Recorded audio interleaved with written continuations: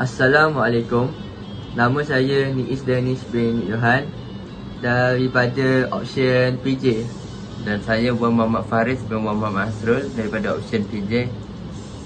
Ambilan 2024 2029. Baiklah, saya akan membentangkan berkenaan akhlak. Pertama sekali, saya akan menerangkan konsep akhlak, iaitu satu konsep yang sangat penting dalam kehidupan manusia, terutama dalam konteks Islam.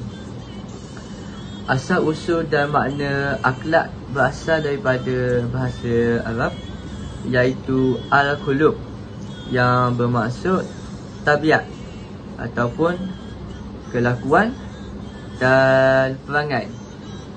Dan menurut Kamus Dewan, akhlak didefinisikan sebagai budi pekerti, kelakuan dan sifat semula jadi seseorang manusia. Di sini, untuk pengertian dalam Islam, ialah akhlak merujuk kepada perilaku yang baik dan buruk bagi manusia serta mencerminkan keadaan jiwa seseorang. Dan ia juga merupakan perilaku yang dianggap berakhlak mulia jika ia baik menurut prinsip Islam dan dilakukan dengan niat untuk mendapatkan keredaan Allah Subhanahu Wa Taala. Dan untuk klasifikasi akhlak ialah dibahagikan kepada dua, iaitu akhlak mahmudah dan akhlak mazmumah.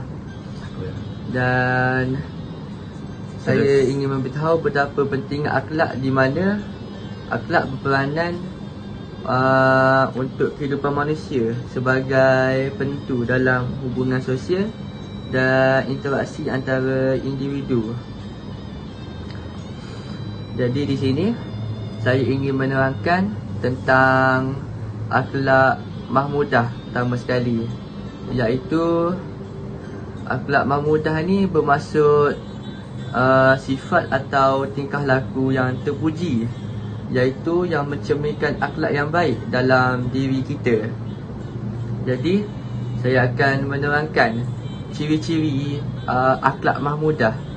Pertama sekali, ciri-ciri tersebut ialah kejujuran, iaitu boleh dipercayai, di mana kejujuran berangkumi kepercayaan dan keterbukaan dalam berinteraksi dengan orang lain.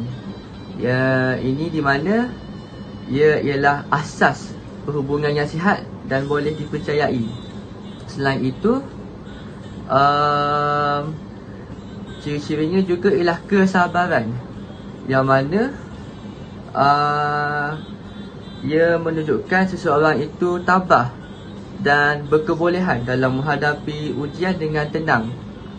Contohnya, ia adalah kunci untuk mencapai matlamat dan mengatasi kesukaran. Dan selain itu, ciri-ciri akhlak mahmudah ni ialah sentiasa mengampun, iaitu sentiasa memaafkan atau bermurah hati dalam berusaha untuk memaafkan kesilapan orang lain. Dan ia juga sentiasa mengelakkan perasaan dendam antara orang lain. Dan ciri-ciri akhlak mahmudah juga selalu menunjukkan sifat bersyukur, di mana kita sentiasa rasa syukur atas segala nikmat yang diterima, baik yang besar maupun yang kecil. Dan ini menunjukkan melahirkan sikap yang positif dalam kehidupan.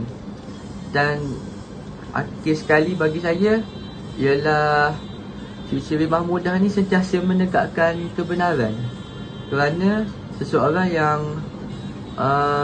mahmudah ini sentiasa berpegang kepada prinsip dan keadilan, dan ia juga sentiasa berani dalam mengeluarkan dalam pelbagai situasi.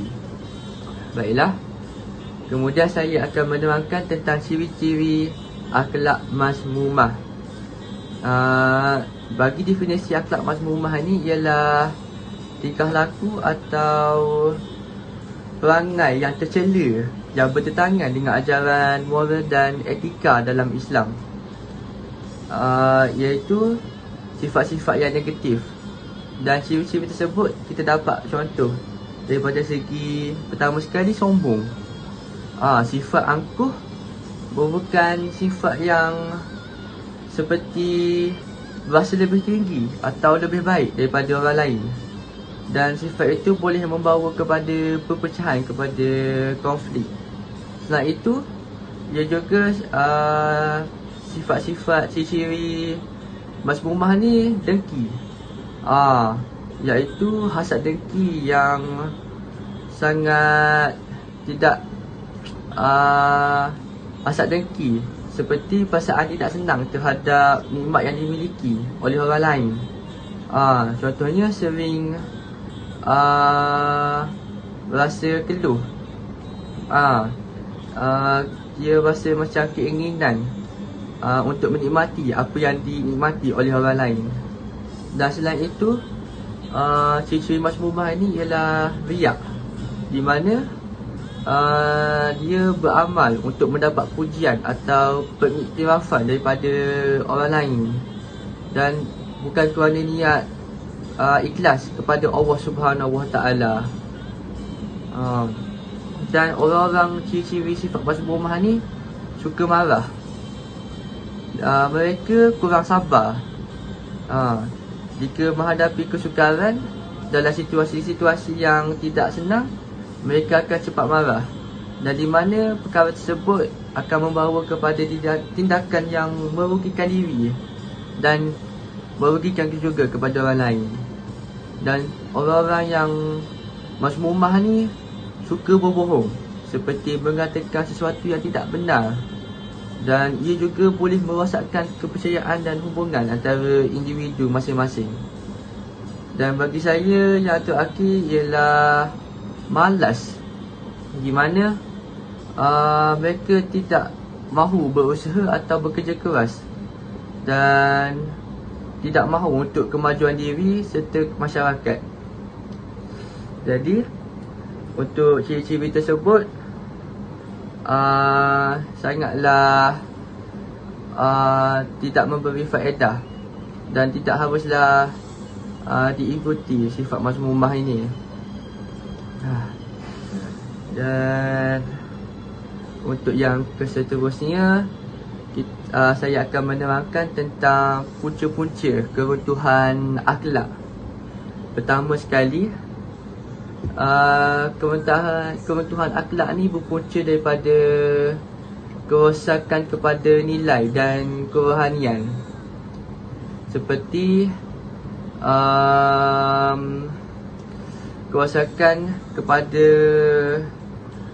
sistem jenayah, di mana sistem jenayah sentiasa meningkat. Selain itu,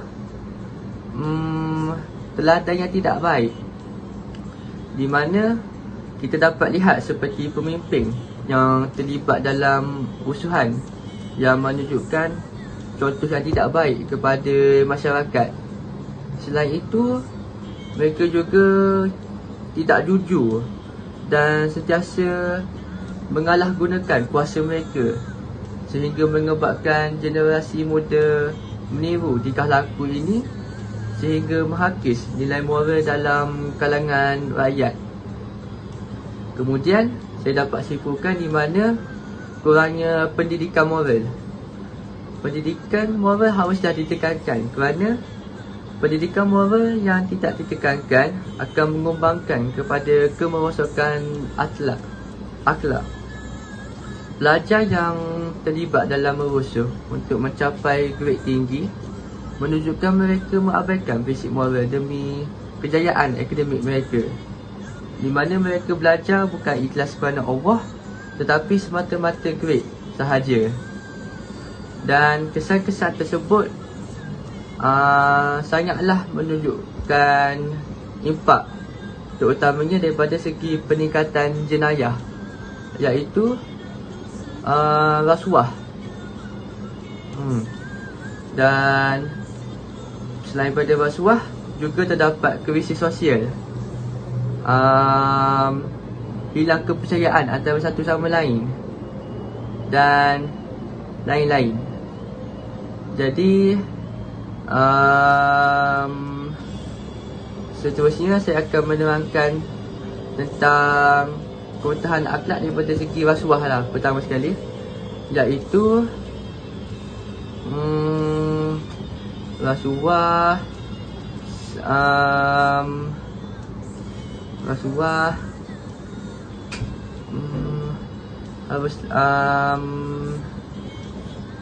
rasuah bukan sahaja merosakkan individu, tetapi juga melemahkan institusi dalam sistem kerajaan, kerana ini akan mewujudkan budaya ketidakpercayaan dan ketidakadilan dalam masyarakat, yang akhirnya membawa kepada peningkatan dalam jenayah lain. Dan seterusnya, saya akan menerangkan tentang kebutuhan moral dari segi pergaulan bebas, yang mana pergaulan bebas akan melemahkan dalam asuhan dan pendidikan. Jadi di sini keluarga memainkan peranan penting dalam membentuk akhlak anak-anak. Kelemahan dalam penjagaan, didikan dan bimbingan ibu bapa akan menyebabkan remaja tidak mempunyai garis panduan yang jelas untuk bergaul.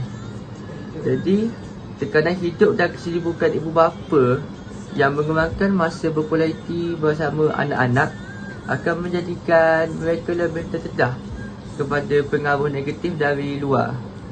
Selain itu, daripada segi pengaruh rakan sebaya, di mana rakan sebaya selalunya menjadi faktor penentu dalam tingkah laku remaja, iaitu pilihan rakan yang kurang baik boleh menyebabkan pergaulan bebas dan penglibatan dalam aktiviti negatif seperti pergaulan bebas dan penggunaan dadah.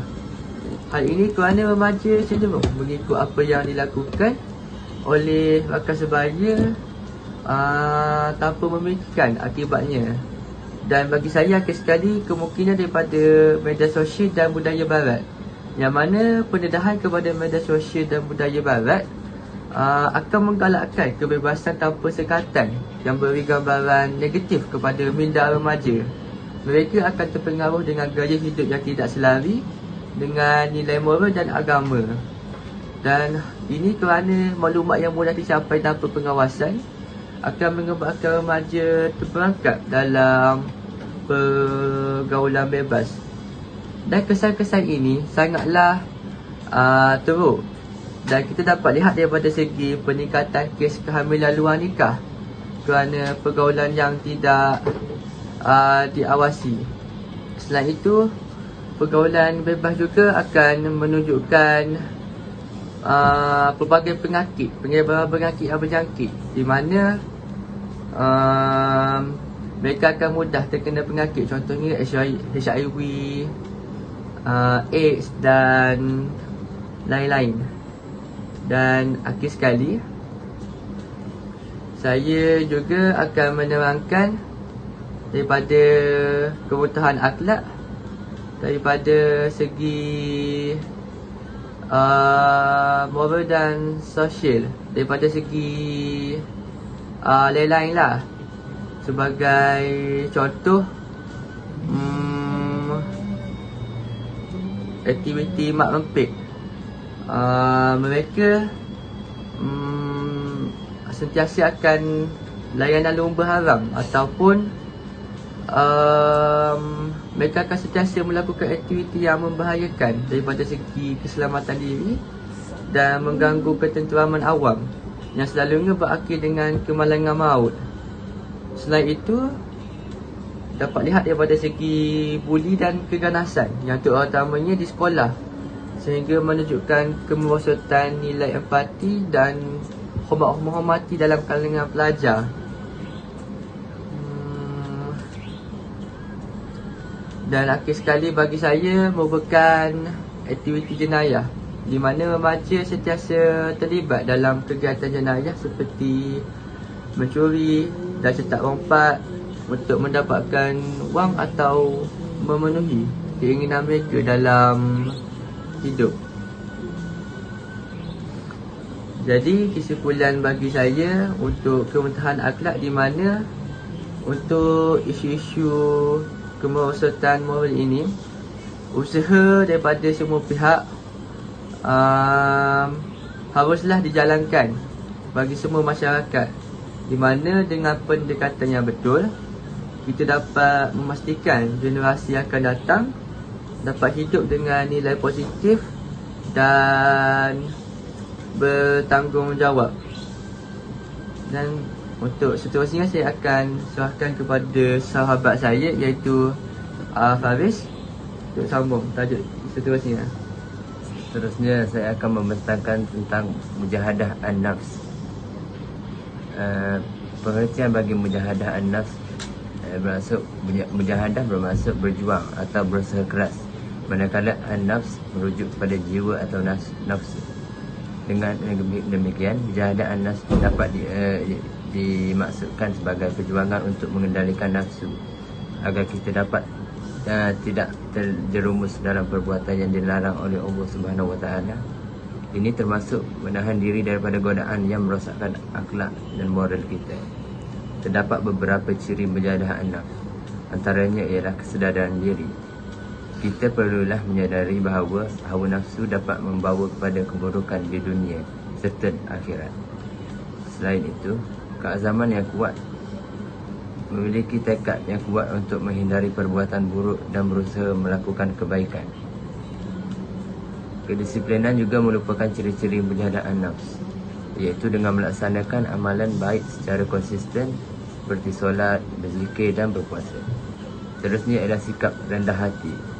Sikap merendah hati ialah menghindari sifat sombong dan selalu bersyukur atas nikmat yang diberikan. Terdapat beberapa cara untuk menerapkan mujahadah an-nafs dalam diri kita. Antaranya yang pertama ialah bersabar dalam menghadapi godaan. Kita perlu mengembangkan kesabaran dalam menghadapi ujian dan godaan. Selain itu, cara menerapkan mujahadah an-nafs ialah menyedari akibat buruk dari nafsu. Sentiasa memikirkan dosa dan akibat buruk dari tindakan yang tidak terkawal dan mengikut hawa nafsu. Seterusnya, berdoa dan berzikir.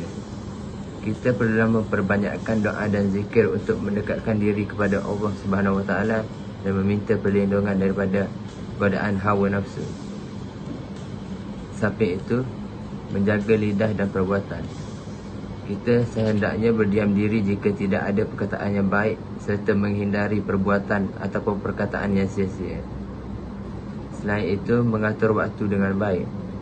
Sebagai umat Islam, kita perlulah memanfaatkan waktu untuk ibadah seperti solat malam dan membaca Al-Quran. Hikmah mujahadah an-nafs ialah ketenangan hati. Dengan mengendalikan hawa nafsu, hati kita akan menjadi tenang dan damai. Seterusnya, kebahagiaan hakiki. Kebahagiaan sejati terletak kepada ketaatan kepada Allah Subhanahu Wa Taala. Selain itu, kemudahan dalam melaksanakan ketaatan. Mujahadah menjadikan kita terbiasa melakukan ketaatan kepada Allah Subhanahu Wa Taala. Akhir sekali, mendapat redha Allah Subhanahu Wa Taala. Usaha yang ikhlas dalam mujahadah akan seterusnya. Kesimpulannya, mujahadah an-nafs adalah proses berterusan yang memerlukan komitmen dan kesungguhan dari setiap individu. Dengan menerapkan prinsip ini dalam kehidupan seharian, kita dapat mencapai kesejahteraan spiritual dan sosial. Seterusnya, pengenalan pembangunan akhlak melalui meninggalkan yang haram. Yang pertama ialah memahami meninggalkan yang haram. Definisi tersebut ialah meninggalkan yang haram merujuk kepada usaha seseorang individu untuk menghindari segala bentuk perbuatan yang dilarang oleh syarak. Ini termasuk perbuatan yang jelas haram seperti mencuri, berbohong, berzina dan sebagainya. Sebagai umat Islam, kita perlulah menjauhi perkara haram kerana ia adalah salah satu cara untuk mendekatkan diri kepada Allah dan membentuk akhlak yang terpuji. Hikmah meninggalkan benda yang haram ialah yang pertama, mendapat keredaan Allah. Jika kita meninggalkan perkara yang haram, ianya akan menjauhi cara untuk mendapat keredaan Allah. Seperti dalam hadis, jagalah dirimu dari perkara yang haram, nescaya kamu menjadi orang yang paling agung dalam beribadat. Selain itu, membentuk jiwa yang bersih. Dengan meninggalkan perkara yang haram, seseorang itu dapat membersihkan jiwa daripada sifat-sifat mazmumah, iaitu sifat terhina, dan menghiasi dirinya dengan sifat-sifat mahmudah ataupun dikenali sebagai sifat terpuji. Mencegah diri daripada dosa. Kita perlulah menjauhkan diri daripada perkara yang haram untuk membantu mengelakkan dosa besar dan menjaga kehormatan diri dan masyarakat. Seterusnya saya akan membaca beberapa langkah-langkah dalam pembangunan akhlak. Yang pertama ialah pengetahuan tentang halal dan haram. Sekiranya kita mengetahui tentang perkara halal dan haram, kita akan mendapat ilmu tentang halal dan haram. Tanpa ilmu tersebut, seorang boleh terjerumus dalam perkara yang dilarang tanpa disedari. Seterusnya ialah membersihkan hati daripada sifat-sifat tercela adalah sangat penting. Ini termasuk melawan hawa nafsu dan berusaha memperbaiki diri melalui mujahadah. Seterusnya, amar ma'ruf nahi munkar, iaitu mengajak orang lain untuk melakukan kebaikan dan menjauhi kemungkaran. Juga membantu menguatkan iltizam diri untuk meninggalkan perkara yang haram. Seterusnya ialah elakkan persatuan negatif. Kita perlu mengelakkan persekitaran atau individu yang berpotensi mempengaruhi tingkah laku negatif. Ianya boleh membantu seseorang itu agar kekal di jalan kebaikan. Selain itu, kita boleh melatih diri melalui ibadah dengan menjalankan ibadah secara konsisten seperti solat, membaca Al-Quran dan berzikir. Ianya dapat membantu membentuk akhlak yang baik dan menjauhi perbuatan yang haram. Akhir sekali, mengukuhkan niat dan keazaman. Perbaharui niat untuk sentiasa berusaha menjauhi perkara yang haram dan berpegang teguh pada prinsip akhlak serta di dalam setiap tindakan yang dilakukan. Seterusnya, kita akan pergi ke pengenalan pembangunan akhlak melalui cara mendampingi orang yang soleh. Definisi bagi mendampingi orang soleh ialah mendampingi orang yang soleh merujuk kepada usaha untuk bergaul dan menjalinkan hubungan dengan individu yang berakhlak mulia, beriman dan beramal soleh. Dalam konteks Islam, ini merupakan langkah strategik untuk memperbaiki diri dan meningkatkan keimanan melalui pengaruh positif kawan baik. Faedah bergaul dengan orang yang soleh ialah menyuburkan iman. Sekiranya kita bergaul dengan orang soleh, ianya dapat menyuburkan keimanan dalam hati kita, kerana mereka sering mengingatkan kita kepada Allah dan mengajak kita melakukan kebaikan dan meninggalkan larangan Allah Subhanahu Wa Taala. Seperti dalam surah Al-Kahfi ayat 18, Allah Subhanahu Wa Taala menyuruh kita sentiasa mendampingi orang yang beribadat kepadanya. Seterusnya, mendapat ilmu dan kebaikan.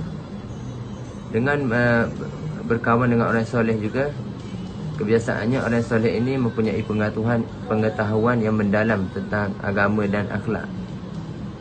Dengan mendampingi mereka, kita boleh mempelajari banyak ilmu tentang nilai-nilai Islam dan cara mengamalkan dalam kehidupan seharian. Ianya akan menjadi cermin diri kita.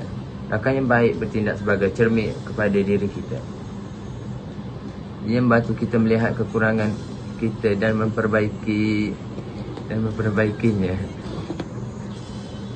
Mereka akan menegur kita dengan cara yang baik dan cara yang sopan sekiranya kita melakukan sebarang kesilapan. Seterusnya ialah mengelakkan pengaruh negatif. Dengan dikelilingi oleh orang-orang yang soleh, kita akan mengelakkan pengaruh negatif yang mungkin datang dari kawan yang jahat.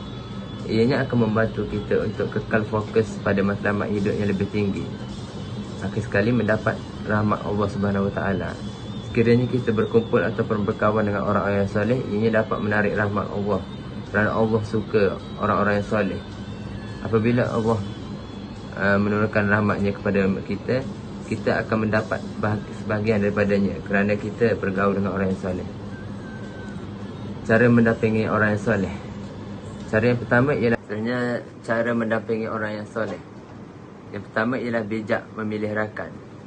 Kita seharusnya memilih sahabat yang baik akhlaknya, seperti beriman dan sentiasa mengingatkan kita kepada Allah.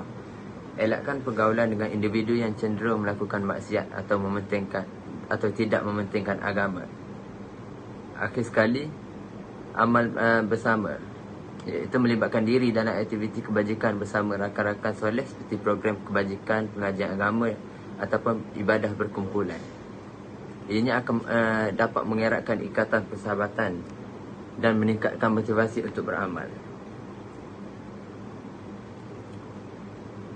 Sebenarnya ialah kita perlu bersifat terbuka untuk menerima sahabat. Kita perlu menjadi individu yang terbuka untuk menerima nasihat dan teguran daripada sahabat yang soleh. Sikap ini penting untuk pertumbuhan peribadi dan perkembangan moral.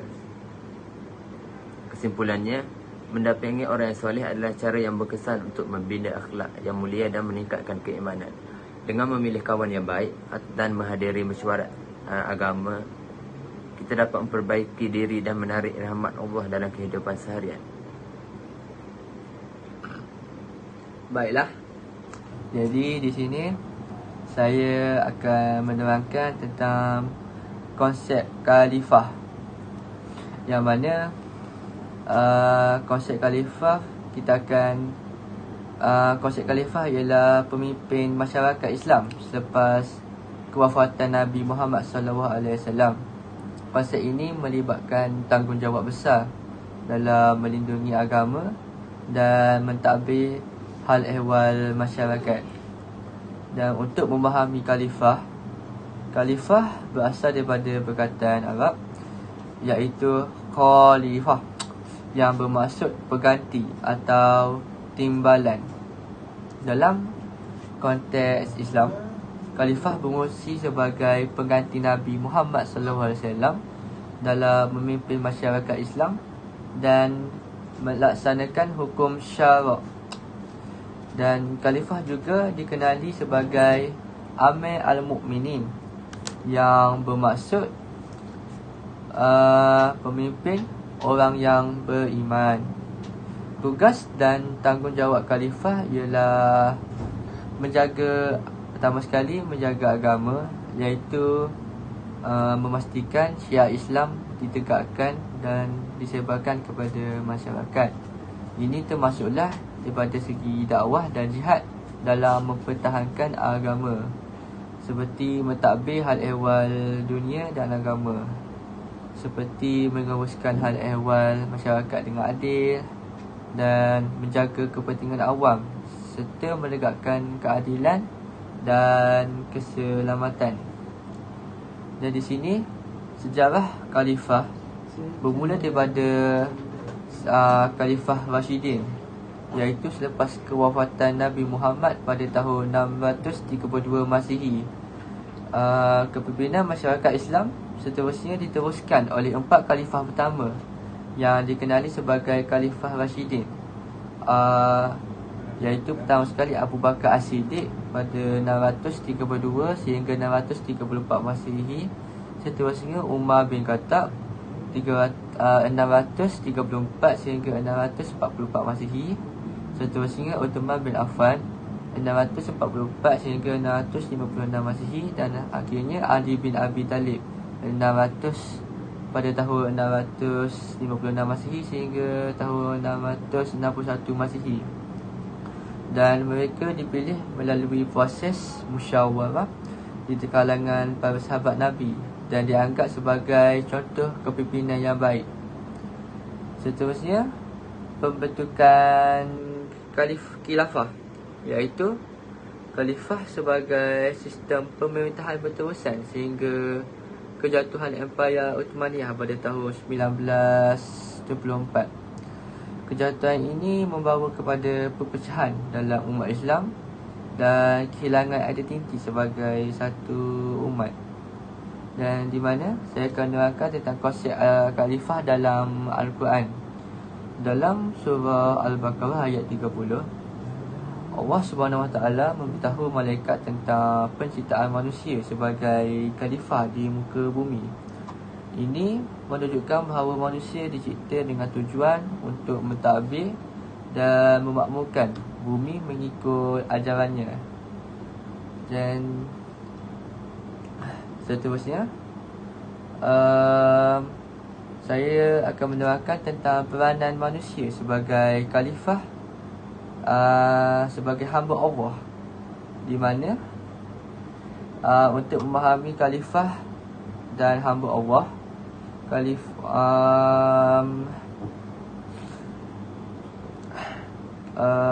sebagai hamba, manusia dituntut untuk mengabdikan diri sepenuhnya kepada Allah, seperti mentaati syariatnya dan menjauhi larangannya. Pengertian mencerminkan hubungan intim antara manusia dengan pencipta, iaitu dari segi bentuk penghormatan dan pengiktirafan terhadap kebesaran Tuhan Allah Subhanahu Wa Taala. Dan seterusnya, tanggungjawab sebagai hamba ialah kita seharusnya mensyukuri nikmat, iaitu sentiasa mensyukuri segala nikmat yang diberikan Allah dengan mengingatinya melalui zikir dan doa. Selain itu, kita juga boleh menjalankan hubungan yang baik sesama manusia, seperti menghormati hak orang lain, menjaga persahabatan dan berusaha untuk hidup harmoni dengan masyarakat. Dan juga boleh melalui melindungi alam semula jadi, seperti menggunakan sumber alam dengan bijak dan bertanggungjawab. Dan boleh juga dalam mengekalkan kebersihan dan kelestarian alam sekitar. Dan seterusnya, saya akan menerangkan tentang peranan khalifah dalam amar ma'ruf dan nahi munkar, yang mana untuk memahami amar ma'ruf dan nahi munkar, amar ma'ruf bermaksud mengajak orang lain dalam melakukan kebaikan dan mengikut ajaran Islam. Ini termasuklah menyuruh orang lain melaksanakan perintah Allah seperti solat, bersedekah dan berbuat baik kepada orang lain. Dan nahi munkar, dalam memahami nahi munkar, iaitu ia bermaksud perbuatan dalam mencegah atau menolak perbuatan yang dilarang oleh Allah, seperti kemungkaran, kezaliman dan lain-lain yang negatif. Tindakan ini bertujuan untuk mengekalkan keharmonian sosial dan untuk memastikan nilai-nilai Islam diterapkan dalam kehidupan seharian. Dan di mana di sini saya akan menerangkan peranan khalifah dalam amar ma'ruf dan nahi munkar, yang mana pertama sekali ialah menegakkan keadilan. Khalifah bertanggungjawab dalam menegakkan keadilan dalam masyarakat. Ini termasuklah daripada segi memastikan undang-undang Allah SWT dilaksanakan dan setiap individu dilayani secara adil tanpa mengira latar belakang mereka. Dan Allah SWT ada berfirman dalam surah Al-Ma'idah ayat 8, iaitu, wahai orang-orang yang beriman, jadilah kamu penegak keadilan, menjadi saksi kerana Allah, walaupun terhadap diri kamu sendiri atau ibu bapa dan kaum kerabat kamu. Dan selain itu, peranan-peranan khalifah dalam amar nahi munkar ialah menyebarkan ilmu agama. Khalifah perlulah berusaha untuk menyebarkan ilmu agama tentang ajaran Islam kepada masyarakat. Ini termasuklah daripada segi mendidik orang lain tentang perkara yang dianggap ma'ruf dan munkar, serta memberi nasihat yang baik berdasarkan prinsip-prinsip Islam. Kita juga boleh, khalifah juga boleh melalui membentuk masyarakat yang berakhlak mulia dengan melibatkan diri dalam agama, majlis-majlis agama.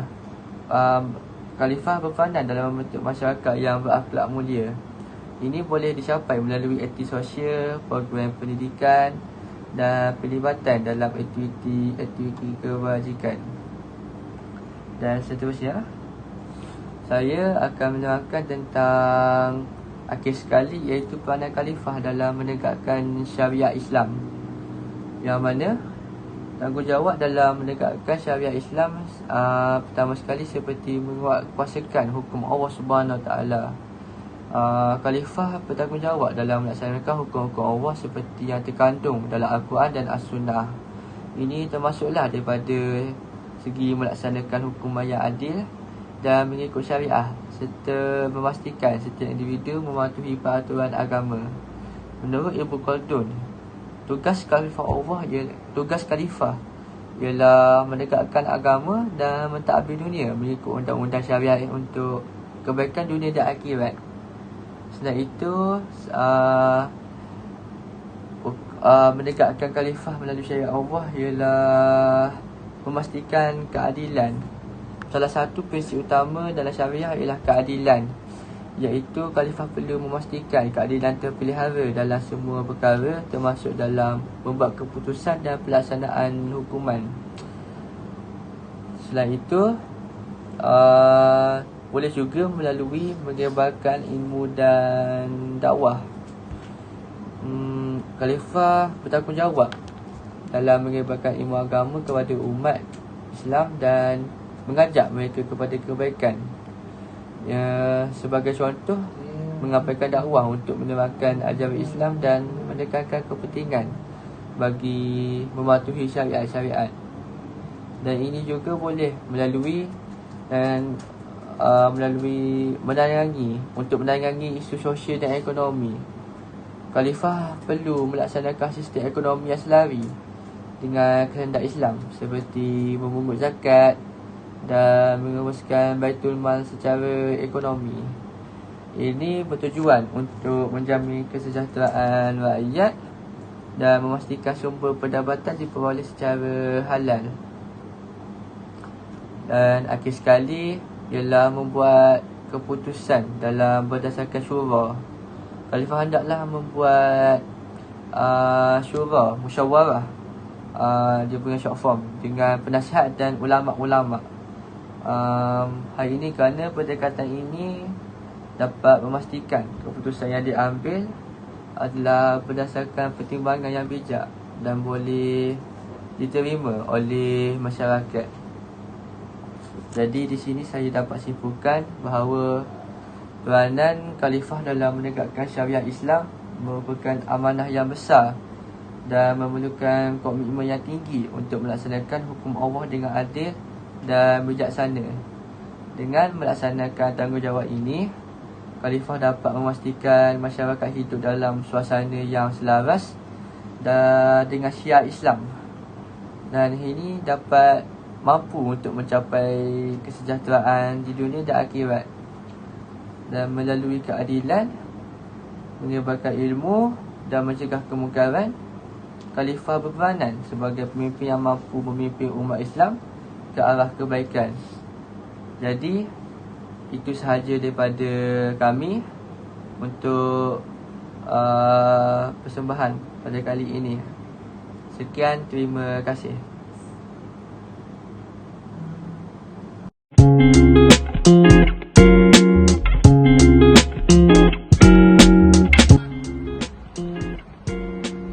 Faris, kau dah solat belum? Dah lah main phone. Dah masuk waktu solat dah. Jom. Jom solat. Faris, mari sini. Kita solat sama-sama. Dah masuk waktu ni. Kalau solat awal, baru tenang hidup kita kan? Okey, jom. Allahu Akbar.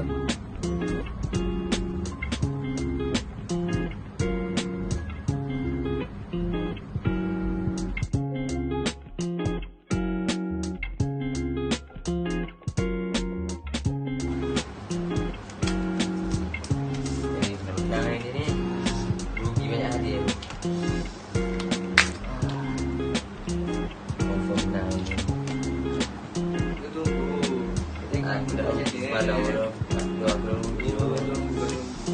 Aku dah set duit ni nak makan nasi bujang ni. Mak aku bagi duit dah habis dah.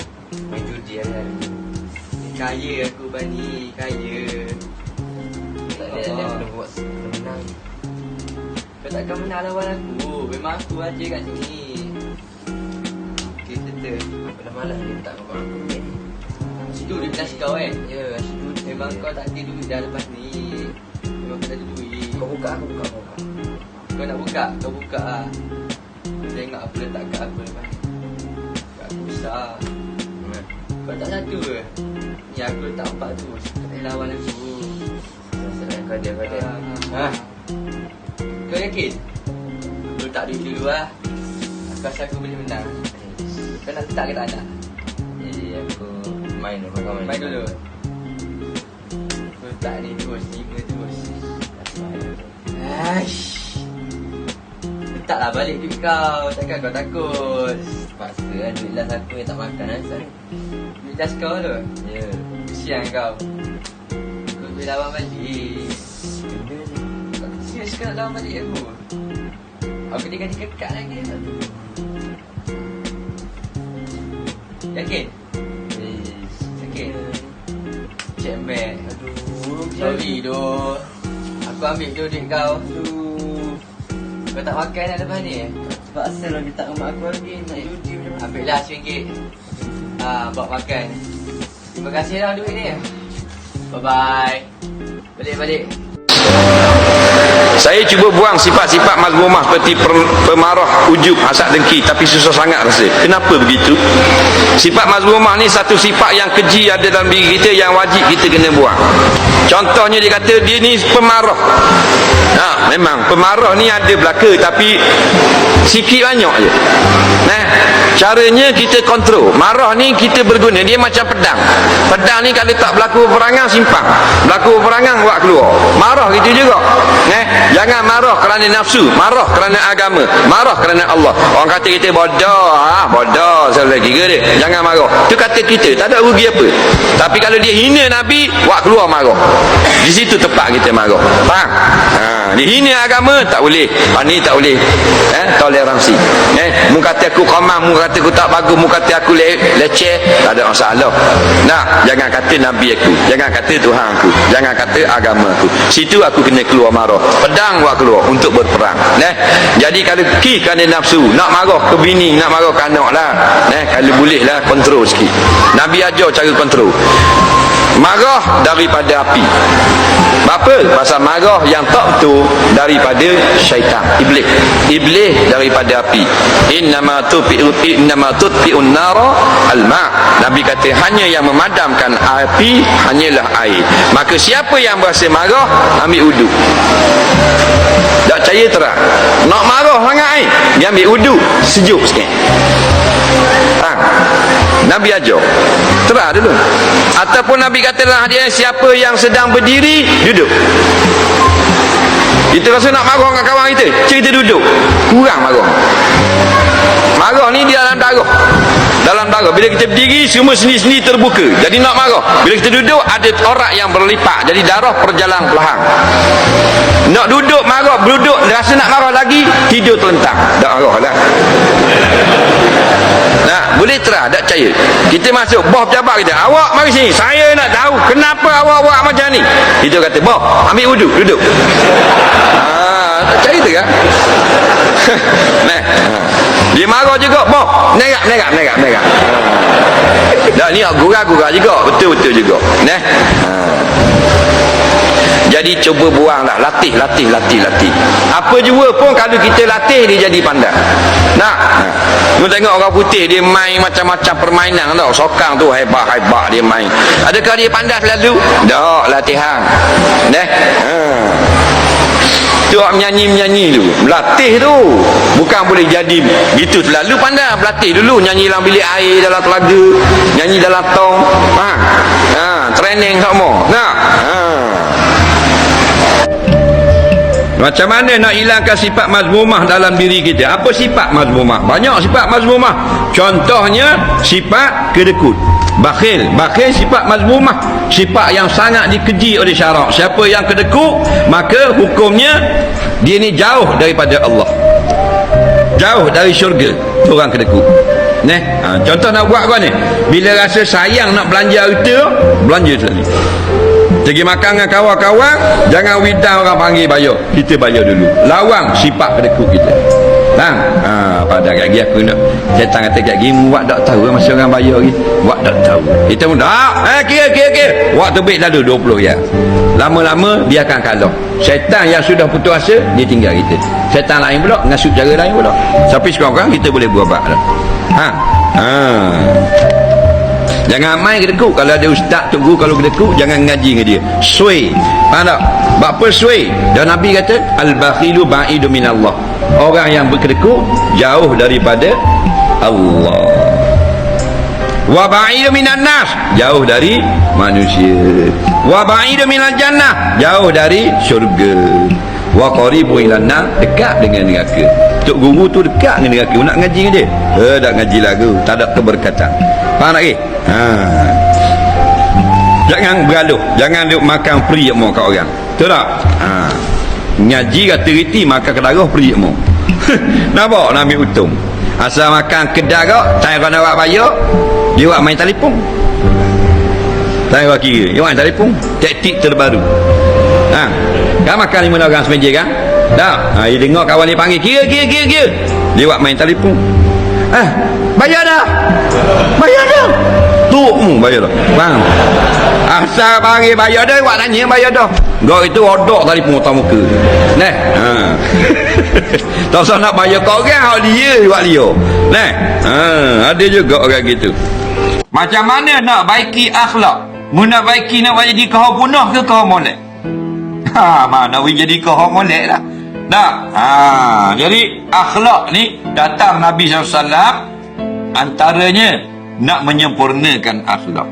Manusia makan boleh makan belaka. Ada orang makan tangan kanan, ada orang makan tangan kiri. Akhlak yang mulia tangan kanan. Satu hari seorang laki-laki datang, dia makan depan Nabi tangan kiri.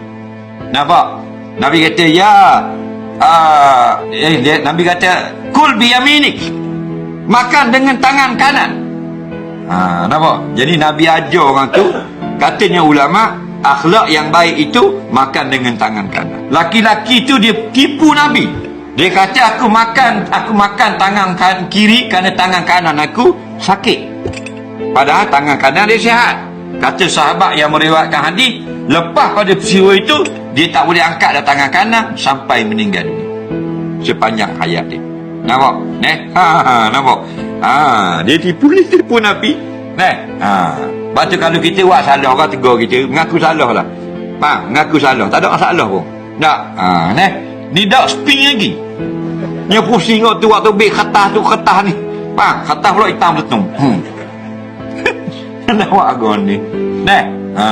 Kita harus punya waktu dengan orang-orang soleh. Catat baik-baik kriteria mereka. Selain soleh, yukhbirunahu bi'uyubihi. Orang-orang itu bisa mengkoreksi aib-aib kita, berani menyampaikan aib-aib kita, berani menyampaikan kesalahan-kesalahan kita, kekhilafan-kekhilafan kita dengan adab, dengan baik, dengan lembut, dengan elegan. Wa yuhadditsunahu an dzati nafsihi. Dan orang-orang itu bisa ngebacain diri kita, bisa memprofiling kita, hadirin. Jadi kamu perbaiki kelemahan kamu, atau jangan main di situ, main di sini aja. Kamu nggak kuat di situ. Cari orang-orang seperti itu. Cari orang-orang soleh yang berani bicara. Cari orang-orang soleh yang mau kasih masukan kepada kita. Cari orang-orang soleh yang bisa memperbaiki aib-aib kita. Kaidahnya al-muslim mir'atu akhi. Seorang muslim itu cermin bagi saudaranya. Kita masuk ke bab mujahadatun nafs. Apa arti mujahadah? Mujahadah dari kata jahada, yujahidu, mujahadatan, fa'ala, yufa'ilu, mufa'ala. Artinya apa? Bazlul juhud fi mukhalafatin nafs. Mengerahkan tenaga semaksimal mungkin untuk melawan kehendak-kehendak buruk dari dalam jiwa. Jam segini enaknya tidur atau ngaji. Menurut badan nih. Tapi batin Bapak maunya ngaji. Maka yang duduk sekarang itu bukanlah nafs yang ammarah, tapi nafs yang sudah mulai masuk ke gerbang mutmainnah. Baru gerbang Pak, jangan senang dulu. Ya. An-nafs ini jiwa kita, sebagaimana sudah masyhur disebutkan dalam Al-Quran, ada yang disebut innan nafsa, sesungguhnya jiwa, ada yang apa? Ammarah, bukan amarah. Ammarah. Ammarah bahasa Arab artinya yukthirul amra, banyak nyuruh-nyuruh kepada apa? Bisu, dengan yang buruk-buruk. Jam 3 enaknya tahajud atau molor. Molor ya. Itu normal. Normal itu. Tapi mujahadatun nafs itu melawan sisi normal manusiawi. Menjadi di atas itu. Yang gak pernah tidur, yang gak pernah capek itu siapa? Malaikat. Malaikat itu gak pernah tidur.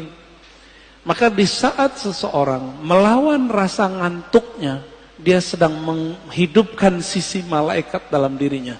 Karena dalam diri kita ada karakter nuriyah, karakter malaikat. Kalau mau makan, antum mau makan nih. Normalnya orang kalau pagi-pagi jam 7, jam 8 lapar nggak? Terus antum shaim puasa. Malaikat makan nggak? Ah, itu namanya mukhalafatun nafs. Mencoba melawan kebiasaan diri, biasanya makan dia nggak makan. Jiwa itu level pertama namanya ammarah bisu. An-nafs al-ammarah bisu. Jiwa yang selalu mengajak kepada yang negatif. Enggak saya, enggak antum, sama. Mau ustadz, mau kiai, hatta wali. Apalagi cuma wali murid ya. Hatta wali Allah itu ada an-nafsnya, al-ammarah bisu dalam dirinya. Bedanya dia bisa meredamnya.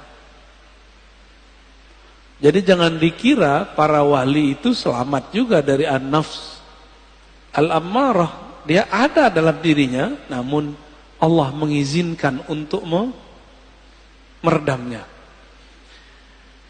Ciri-ciri an-nafs al-ammarah, ide-idenya untuk berbuat yang rendahan itu lebih banyak daripada yang tinggi, yang bernilai. Keinginannya untuk berbuat yang buruk lebih banyak daripada keinginannya melakukan kebaikan. Nah, itu ammarah bisu. Bahkan ammarah bisu ini lawan dari nafsul mutmainnah.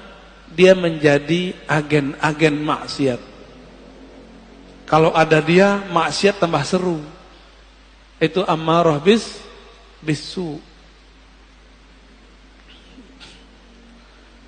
Sebenarnya itu diri kita sendiri ya. Jadi jangan dilihatkan ke orang, itu kita sendiri.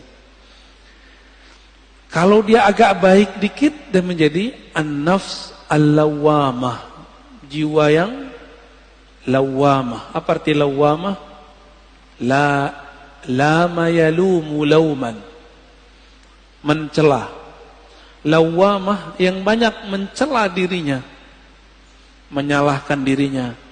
Coba antum abis maksiat nyesel nggak? Abis nyesel nyalahin diri nggak? Atau nyalahin orang? Sama, nyalahin diri, nyalahin orang berarti an-nafs al-lawwamah. Ada penyesalan, lalu mengalamatkan penyesalan itu ke orang lain. Ini gara-gara dia nih, gitu ya. Atau ke diri sendiri. Kalau sudah bisa menyalahkan diri sendiri, berarti sudah lolos dari nafsul ammarah, masuk ke nafsul lawwamah. Dari nafsul lawamah sudah di ujungnya. Karena sudah bisa memandang bahwa diri kita lah yang bermasalah. Ciri-ciri nafsul lawamahnya belum bisa disembuhkan. Kalau maksiat, kalau salah, selalu menyalahkan orang. Ini karena handphone nih. Ini karena musik nih. Musik yang disalahin. Kan baru muncul kemarin, ada artis mau hijrah, mau tobat. Yang disalahin gitarnya yang disalahin. Dia yang maksiat, yang disalahin musiknya. Musik itu awal pembuka maksiat. Masya Allah. Saya nggak bela-bela musik juga, karena saya nggak bisa main musik. Tapi kalau dia menyalahkan musik, berarti dia belum menyalahkan dirinya sendiri. Yang disalahkan diri kita sendiri. Anda mau tanya sama antum, lebih berbahaya musik atau smartphone? Penyebab maksiat. Lebih banyak maksiat yang ada di smartphone yang antum pegang itu atau musik? Cuma karena dia kena musik, banyak lawan jenis yang suka sama dia, lalu dia tergoda. Yang dia salahkan musiknya. Ada kok orang main musik gak tergoda, malah gak laku-laku juga ada. Jadi gagal karena belajar tazkiyatun nafsnya tidak benar. Belajar tazkiyatun nafsnya ala hawa nafsu yang baru. Jadi belajar tasawufnya tidak dengan cara ulama ahli tasawuf, tapi dengan cara ulama yang mengharamkan tasawuf. Akhirnya begitu jadinya. Ya, terjadilah yang antum tonton beberapa bulan ini. Rame nggak? Rame, ya. Berarti ada yang masalah dalam dirinya, ada masalah dalam gurunya. Karena tidak bisa mengarahkan. Jika engkau ingin menyalahkan orang, salahkan diri sendiri. Kita kalau maksiat nggak usah salahkan orang, kita yang masalah. Baik. Sebab kita ni lahir ke dunia ada jawatan. Ya, manusia lahir sebagai khalifah. Jawatan kita khalifah. Khalifatullah fil ard. Inni ja'ilun fil ardi khalifah. Aku nak jadikan aku ini khalifah, manusia sebagai khalifah. Itu jawatan. Bila ada jawatan, mesti ada kerja. Ya, apa kerja dia? Jawatan dia khalifah. Apa tugas khalifah? Iqamatuddin. Ya, tugas dia ada dua. Satu, iqamatuddin, menegakkan agama. Karena agama menyelamatkan alam. Agama, ya, merupakan penyelamat bagi seluruh manusia, alam sekitar, semua sekali. Ya, wasiyasatud dunya bihi, dan mengurus tadbir dunia dengan peraturan yang Allah turun. Ya, menegakkan agama di mana-mana saja, di pejabat, di rumah, di store, di sekolah, di ladang, di laut, di mana, semua sekali dia kena tegakkan agama dalam jiwa dia, dalam kerja, dalam pejabat dia, dalam merancang dia. Dia kena berusaha untuk tegakkan agama. Ya, dalam mana-mana posisi yang dia berada. Cikgu matematik ke, cikgu sains ke, cikgu agama ke, ustaz ke, sama je. Tanggungjawab dia ialah menegakkan agama, menghubungkan ilmu yang dia ada dengan Tuhan. Kerja dengan Allah Ta'ala, amalan dengan Allah Ta'ala kena hubung sentiasa. Walaupun tak ada wayar. Ya, macam telefon dah. Ya, kalau kita ambil Celcom, dia tidak akan masuk line Digi. Ya, dia tak akan masuk line lain. Ya, jadi orang mukmin ni dia ada line dia sendiri. Ya, maka oleh kerana itu, setelah dia hidup dalam suatu itu, dia mesti menegakkan agama. Ya, dan mentadbir urusan dunia dengan peraturan agama. Sebab tanpa agama tak mungkin dunia ni boleh selamat. Ya, kalau tak ada agama, dunia berselamat, Allah tak payah waktu agama. Ya, kenapa setiap nabi-nabi Allah Ta'ala utuhkan nabi bersama dia, mesti ada wahyu Allah Ta'ala. Bila nabi tu wafat, Allah ganti nabi lain. Tak, biasanya umumnya tak lebih daripada 40 tahun. Nabi ni wafat, tak sampai 40 tahun, Allah bangkit nabi yang lain. Nabi dia wafat, 40 tahun dibangkitkan. Disilih berganti-ganti. Bahkan ada satu masa 2 orang rasul, ada satu masa 3 orang rasul. Macam kita baca surah Yasin, fa'azzazna bisalis, Allah tambah rasul yang ketiga. Tugas rasul ni ialah mesti ada yang pembantu dia, nak tolong dia. Maka penolong-penolong kepada rasul dipanggil ansarullah.